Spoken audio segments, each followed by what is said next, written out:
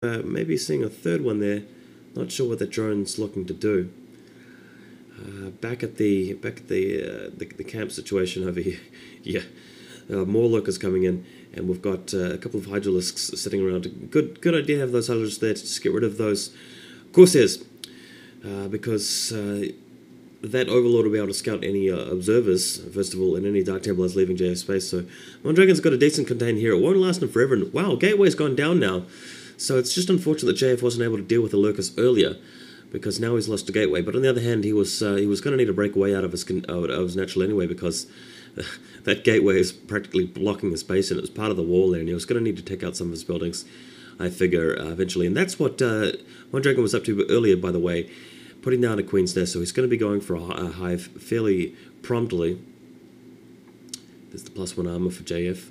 So diligently upgrading. He's really waiting for a timing push by the looks, because he's getting a lot of gateways here. He hasn't really been building up on his units that much so far, but now is the time. Now's the time, and he's decided that now's the time to get a lot of gateways, build a lot of units, and head out. Poor drone, sniped by that Dark Templar.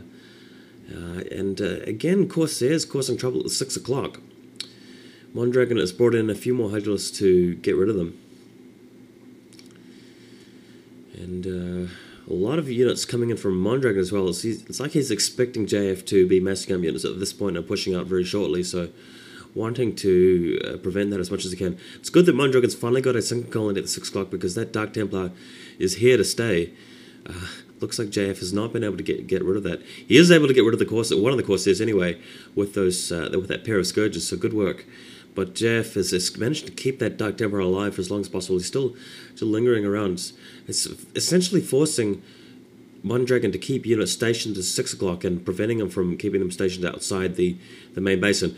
JF looks like he's heading out now. He's got 2 observers in the air, a number of Zerglings heading in to combat them, but the storm's going off, wiping out a lot of Zerg units. These lurkers are not going to be able to stay in for long. Oh my god, busting one of the observers with his own storm.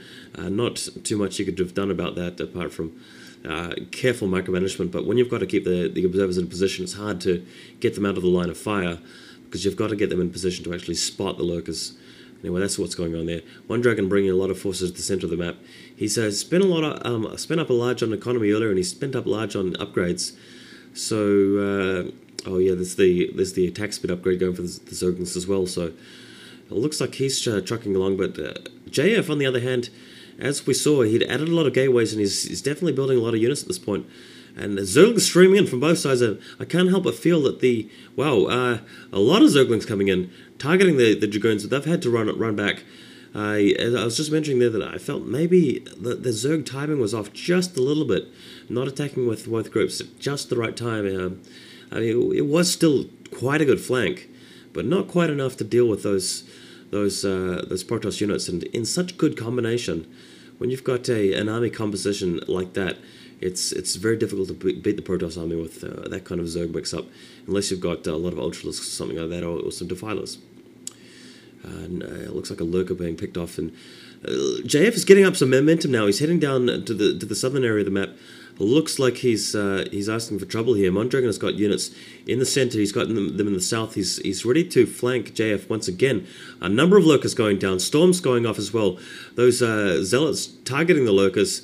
We've got Zerglings flanking around from behind, taking out the Dragoons. But again, there's another group of Zerglings which came in late, and they're not really going to do much damage, because the zealots are not occupied. Are not preoccupied there, and they're able to defend the Dragoons sufficiently. And JF, with really good micro there, managing to get rid of all of the Zerg attacks. He's still got an army alive. He'll be no doubt macroing back at home, getting another large group of units, getting them together. And Mondragon seems to be under a little bit of pressure here. He's still expanding along the bottom edge of the map. He's just pushing along to the left. He's getting expansions at the bottom left corner, as you can see from the mini-map. But if he doesn't really get a big army up fast, he's going to be in a lot of trouble here. Zergling's just skirting around the edges, but the Zealots are already going to town on the sunken colonies. JF looks like he's going to be threatening to push in here, but a number of Zerglings swarming in from behind. A storm's going off to take care of them, but not all of them, and the Dragoons just getting melted there by the Zerglings. Looks like JF's going to be stopped at long last. He did a lot of damage there, though. He took out a lot of units and really got to work on the defenses. Mondragon has seen this off, though. It's just going to remain to be seen whether JF can push in with an even bigger attack. Depends how his macro went while all this was going on. Meanwhile, he's taken the 12 o'clock. So Protoss with 3 bases, definitely formidable. He has macroed up a bit of an army here. Mondragon doesn't have a lot of troops on the ground, but with so many hatcheries, I'm sure he can muster up a large force to beat JF back again. Number of photon cannons being warped in. Looks like he's preparing to take out the top left as well. That's JF putting a pylon in. Got a single observer heading around. Mondragon surely will spot that. Here come the Scourges. Double Scourges heading straight for that observer. Is it around? No, there's another Overlord in range. I like that. Mondragon only used the one observer to knock out only used the one Scourge to knock out the observer. What is it with getting the names wrong? Names mixed up. It's just horrendous. I need to go through some kind of speech therapy course or something. At any rate, there's another pylon. So JF possibly looking to expand both the top left and the double gas towards the center. That's what Wuthering Heights is good for. Those double gas expansions with the thin line of minerals around them. He's got a group of units around the 9 o'clock position. It looks like Mondragon has spotted the pylon at the top left. He's got a Zergling there, knocking it out already. But this is a lot of units here for Mondragon and for JF. Ugh! Get the names right, boy. Anyway, JF's heading around to the bottom left of the map.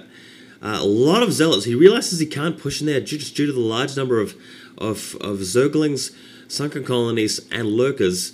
Instead, he's going to pick a different target. Or is he? No, he's going to go straight back to the bottom left. No, pulling back again.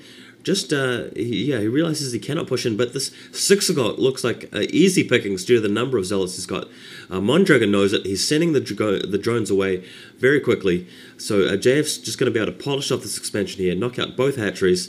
That'll be a bit of a blow to Mondragon, but it's not going to affect him too much as long as he's got the bottom left up and running. I'm really surprised that Mondragon didn't transfer his drones over to the left-hand side where he was a bit short-staffed in terms of the mining operation there with the drones.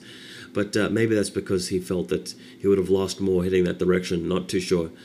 But regardless, JF is pushing around now. He's looking for another target. He's got more reinforcements coming in.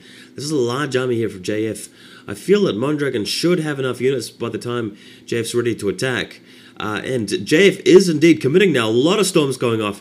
This is a big range of storms. Looks like Mondragon's coming in from behind, attacking those Dragoons. Another big packet of storms just being blasted away there. Looks like both players have lost a lot of units here. Mondragon seems to have taken the most casualties. I'm not sure. Oh, this single, another Ultralisk, so a pair of Ultralisks ready to counter-attack, but in such low numbers, I'm not sure that they're going to be able to do the job, and they haven't been upgraded fully yet. He's going to need the +2 armor upgrade, which he hasn't got yet. Dragoon's just pounding on the hatcheries and defenses here. There are no more sun colonies left. JF has expanded the double gas location near the center. Mondragon seems to have pulled in some locust from behind, but just does not seem to be cutting it here, and I'm really surprised that Mondragon doesn't have a larger army. He seems to have lost under the big blanket of storms there, but he's had the whole game to muster up a large force. He's had so many hatcheries, and he's got the expansions. I'm really surprised that he hasn't managed to get a larger group of units, and another Ultralisk being popped off here, and I just don't know what Mondragon can do at this point to come back. He's going to need a lot of Zerglings very fast, because with the low drone count, I'm not sure if he's left the game. Mondragon has been defeated a second time, so this series has been taken out by JF. Good play by him, 2-0. World Game Tour Clan League. JF has taken it out. Props to him, a great play, but really surprised that Mondragon didn't make that a closer fight at the end. Anyway, guys, hope you enjoyed that. This is Vol, another PvZ commentary.